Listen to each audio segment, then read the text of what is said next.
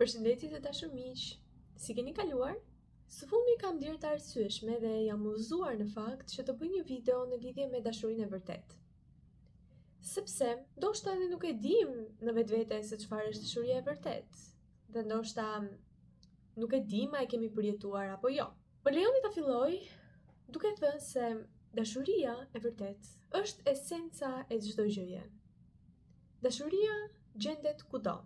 Jo vetëm tek njerëzit, por kudo në natyrë, që është edhe më shumë prezente, sepse tek njerëzit duhet patur parasysh që jo se nuk ka dashuri, por shpeshherë, duke qenë se njerëzit mund të veshin maska të ndryshme, iluzione të ndryshme, shumë të tjera, gjitha këto shtresa nuk lejojnë që ju të shikoni këtë esencë të bukur që në fakt është dashuri. Dhe mund ta simbolizojmë edhe me një shembull shumë të thjeshtë, për shembull, nuk mund të prekim dot lëkurën e këtij personi që të ndjejmë këtë ngrohtësinë, sepse ai ka veshur shumë veshje, shumë xhupa, shumë bluza dhe sigurisht që ju nuk e ndjeni, ju duket thjesht veshje, por nuk ndjeni një ekzistencë aty që ta prekni, bëhet fjalë. Pra kështu mund të simbolizohet edhe pjesa e dashurisë që duke qenë se shpeshherë njerëzit ndikohen apo vendosin disa shtresa në energjetike, mund të themi, ju nuk mund ta ndjeni dot dashurinë 100%. Nga ana tjetër, jo të gjithë kanë të njëjtat nivele dashurie. Ka njerëz të cilët kanë një nivel dashurie për shembull 120%, ndërkohë që ka të tjerë që kanë 80, ka të tjerë që kanë 50. Dhe kjo ndikohet nga shumë faktorë. Mund të jetë fakti për shembull që nuk i është ofruar dashuri, por kjo s'ka dhe shumë lidhje, themi të drejtën, sepse edhe nëse si është ofruar dashuri, varet se sa çfarë niveli dashurie keni ju në vetvete. Dhe këtë dashuri mund t'ia ofroni vetes shumë bukur. Mund ta gjeni tek vetja juaj dhe t'ia ofroni vetes suaj. Por gjithsesi, thelbi është dashuria. Dhe të gjithë ne e kemi këtë. Dhe jo vetëm ne, por ne mund ta gjejmë kudo. Pra kjo ishte diçka që do doja të ndaja me ju si fillim, që esenca e çdo gjëje është dashuria. Nga ana tjetër, mos e lidhni dashurinë e vërtet vetëm me faktin e një partneri, sado që është një shembull shumë i mirë që ne mund të marrim dhe ta analizojmë se si mund të jetë dashuria e vërtet në një marrëdhënie romantike, por dashurinë e vërtet ne mund ta gjejmë në familje, në një miqësi shumë të bukur, ndoshta me kafshët tona shtëpiake, në natyrë, me bimët tona, qoftë edhe të kemi dashuri për këdo dhe për çdo që ekziston. Dashuria e vërtet nuk njeh kufi, nuk njeh distancë, nuk njeh kohë, dhe ju mund të doni edhe dikë që ju ka lënduar, dhe sërish edhe nëse ju nuk flisni më, edhe nëse rrugët tuaja janë ndarë, ju mund ta doni. Dhe kjo s'do të thotë jo në një konotacion që t'jeni të varur prej tij, që do të flasim, sepse nuk lidhet dashuria me këtë. Jo që të keni nevojë për të dhe prandaj e doni, jo që të duhet ta shihni patjetër dhe të jetë ekzistenca e tij këtu, ose ta prekni që ju ta doni. Personalisht nuk i lidh të gjitha këto me dashurinë e vërtet. Mund të lidhen me shumë gjëra të tjera, ndoshta edhe me tendenca varësie, por jo me dashurinë e vërtet. Dashuria e vërtet nuk ka kushte. Dashuria e vërtet nuk njeh distancë, nuk njeh kohë. Dashuria e vërtet mund të ndodhe për njerëz, pra siç tham, që mund t'ju kenë lënduar, por që janë larguar dhe ju përsëri i doni. Nuk do të thotë asgjë fakti që çfarë ka ndodhur. Ajo është tjetër muhabet. Për shembull, në një marrëdhënie, le të marrim të shembull me që e tham, si mund të duket dashuria e vërtet. Dhe dua të cilësoj që në fakt kjo është perspektiva ime, me aq sa unë ndjej dhe ashtu siç unë mendoj dashurinë e vërtet. Ju ndoshta keni perspektivën tuaj dhe do të isha shumë e lumtur që ju ta ndani perspektivën tuaj me ne në komente dhe të shikojmë se si ndërlidhen idetë tona dhe ndoshta çfarë mendoni për të gjitha këto që ne do të flasim, dhe cili është mendimi juaj, pa u ndikuar nga këto që ne po flasim. Sepse mua më pëlqen shumë bukur mund të mësojmë diçka të re dhe në seksionin e komenteve dhe të ndajmë eksperiencat tona së bashku. Pra si mund të jetë një dashuri e vërtet në një çift? E shikoj si thjesht një dëshirë apo një ndjenjë shumë e fuqishme që thjesht ekzistenca e këtij personi apo e këtij shpirti që ju mund të ndjeni në një trup fizik është gjithçka për ju, në kuptimin që ju bën të ndjeni shumë mirë, ju e doni pa kushte, nuk është se i vendosni kushte që po sikur të kishte këtë, ndoshta do ishte pak më mirë.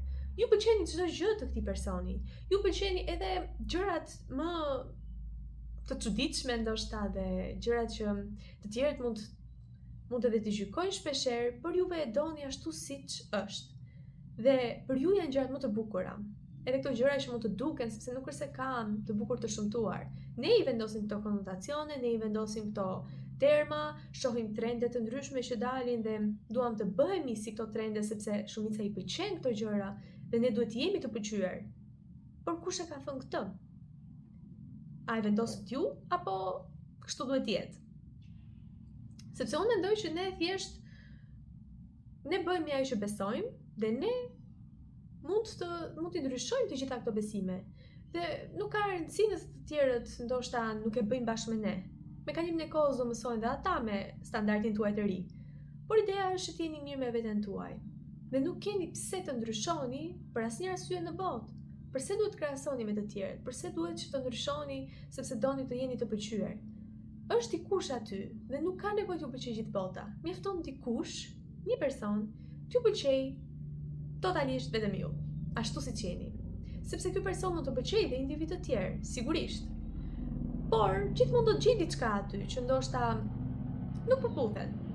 Ndërkohë që me ju, kjo dashuri vërtet do të thotë që nuk ka asgjë aty që nuk shkon si duhet, pra nuk është perfekte në sytë e tij apo të saj. Sepse nuk ekziston perfeksioni, por që mund të duket perfekte në një sens. Nuk është se ka gjykim absolutisht jo, por gjithashtu ju mund të qëndroni të sigurt në vetveten tuaj dhe të ndjeni kaq të çlirët me gjithë qenësinë tuaj dhe esencën tuaj ashtu siç jeni. Duke e ditur që do të vlerësoheni kështu siç jeni. Pa u dashur që të ndryshoni. Nga ana tjetër, nëse ju vendosni apo keni kufi të caktuar, keni disa standarde për veten tuaj, jo standarde në kuptimin që të keni teka për shembull apo thjesht ky që jeni apo kjo që jeni, të keni preferencat tuaja unike, sepse të gjithë jemi unik dhe për shembull diçka që i pëlqen dikujt nuk i pëlqen dikujt tjetër dhe kjo është më se normale, nuk ka përse të na pëlqejnë të njëjtat gjëra. Por në momentin që ju jeni të qartë, jo për shembull nëse ju pyesin çfarë ju pëlqen, po nuk e di, po ndoshta të gjitha, po ndoshta asnjëra, pra të jeni në këtë dyzimin tuaj, sepse kjo do reflektohet tek partneri juaj dhe do të ketë më shumë dyzim. Por në momentin që ju e dini, mua më pëlqen kjo gjë, mua më pëlqen kjo gjë, dhe jo se duhet ta diktoni tek të tjerët, por ky partner që ju do sinqerisht, do ta respektoj këtë gjë. Dhe nëse ju bën një dhuratë, një surprizë, do të di se çfarë juve ju pëlqen. Dhe këtu duket fakti që apo kur ju pëlqen diçka apo që doni pakës kohë vetëm për shembull, që ndoshta një partner tjetër mund të mendojë dhe mund ta shikojë si një distancë apo pse po qëndron vetëm, ndërkohë që ky partner ju kupton që ju do sinqerisht dhe ju kupton ndoshta edhe pa folur, duke qenë se ju njeh kaq mirë dhe ju respekton dhe ka shumë empati për ju dhe ka shumë të ndjesinë që dëshiron më të mirën për ju, dhe sikur mos ketë pjesën e empatisë. Thjesht dëshiron që ju të jeni të lumtur. Dhe do të bëj çmos që ju të jeni të lumtur me aq sa ai apo ajo ka në dorë të bëj. Por nga ana tjetër, se morën vetëm shembullin e një lidhje romantike, mund të kemi edhe për shembull në një miqësi, që ju të jeni të sinqertë, që ju të jeni të çlirët, që ju të ndiheni të gëzoni për gëzimet e njëri tjetrit apo njëra tjetrës, dhe të gëzoheni për fitoret, për sukseset, për të mirën e secilës palë. Kjo është një miqësi e vërtet dhe një dashuri e sinqertë dhe një dashuri e vërtet. Dhe duhet që gjithçka në fakt të jetë pranë këtë energjinë e balancës dhe në këtë energjinë që ti jep por edhe merr. Dhe jo vetëm jep, sepse kjo nuk krijon një ndjesi shumë të mirë dhe lë vend për të kuptuar që ndoshta nuk jeni me të njëjtën siç thamë në fillim që ka nivele të caktuara. Ndoshta edhe ky personi tjetër po bën maksimumin, por aq që ka maksimumin e vet, ndërkohë që ju jeni këtu. Dhe kjo hapësirë krijon këtë ndjesinë që të duket sikur ky person nuk po ju ofron dashuri, sepse nuk është në nivelin tuaj. Por në momentin që u gjeni dikë që jeni në të njëjtin nivel, kjo do të thotë që ju ndiheni në balancë, ju ndiheni që vërtet jepni dhe merrni pavarësisht njësoj ose njësoj, dhe jo të jepni më shumë se sa të merrni, që në fakt kur jeni në këtë lloj faze, ose ky person duhet të ngjitet për të takuar ju, ose ju duhet të uleni që të takoni këtë personin tjetër, që të jeni në balancë. Por kjo është në dorën tuaj, është zgjedhja juaj. Dhe dashuria e sinqertë, ku ka dashuri më të sinqertë se sa dashuria e një nëne për fëmijët e vet? Nuk është se ka, edhe ka, domethënë, por që ideja që një shembull shumë i mirë që ne mund të marrim është edhe dashuria e nënës, që është pa kushte, fëmijët e saj janë më të mirë në botë, dhe jo në një kuptim që të burret që fëmijët e mi janë më të mirë. Thjesht ajo i sheh fëmijët e saj si yje, nuk ka rëndësi se çfarë. Nuk ka rëndësi se çfarë bëjnë. Domethënë, ky është në një sens se mund të ketë dhe nëna që mund të jenë ndryshe. E di këtë gjë. Siç edhe në rastet që ne folëm, por ne po flasim në lidhje me dashurinë e vërtetë. Çdo rast tjetër, ndoshta është një deformim i kësaj, por jo dashuri e vërtetë. Të paktën në perspektivën time, më thoni perspektivën tuaj. Por dashuria e një nëne i shikon fëmijët e vet, nuk ka rëndësi se çfarë ata arrijnë. Për të do të jenë gjithmonë të suksesshëm, për të do të jenë gjithmonë të bukur, për të do të jenë gjithmonë të vegjëlit e saj të mirë dhe si yje të shndritshëm. Babai është pak më ndryshe, por që edhe ai mund të ketë dashurinë e vet në formën e vet. Kto ishin disa shembuj që jam e uzuar tani të ndaj, sepse mund të ketë shumë të tjerë. Ju mund të më tregoni shembuj tuaj personal, nëse ju e keni përjetuar dashurinë e vërtetë, qoftë me partnerin, me një mikesh apo një mik që e keni për shumë kohë, me familjarët tuaj. Mund të jetë në shumë mënyra të ndryshme, apo qoftë edhe me kafshët shtëpiake, po. Personalisht, tani jemi bërë me dy, një maçok dhe një mace, domethënë, nëse ju e keni marrë vesh nga një video që kemi postuar më përpara. Pra përveç Zenit, i cili erdhi në një moment që unë vërtet, si të thuash, sikur e dinte që unë kisha nevojë për të, dhe tani më kemi edhe një mace shumë të vockël që edhe ajo erdhi në një moment shumë kritik në jetën time, sepse nuk është se kam kërkuar apo doja që të blija. Sigurisht që kam dashur gjithmonë të kem macen, por jam uzuar më tepër në kjo pjesa që doja të ndihmoja dhe doja që të gjeja për shembull një mace apo një maçok që ka nevojë për ndihmë, ka nevojë për mua, ka nevojë për ndihmën time. Kështu ndodhi me të dy prej tyre. Zenin e kam gjetur në rrugë, kurse Lilin e ka emrin, e la mamaja dhe e abandonoi, si të thuash, sepse nuk ishte më e vogël, është mama e re, e të tjerë dhe nuk e ushqente dot me qumësht. Dhe kishte 3 ditë që rinte pa qumësht dhe mua miku truri.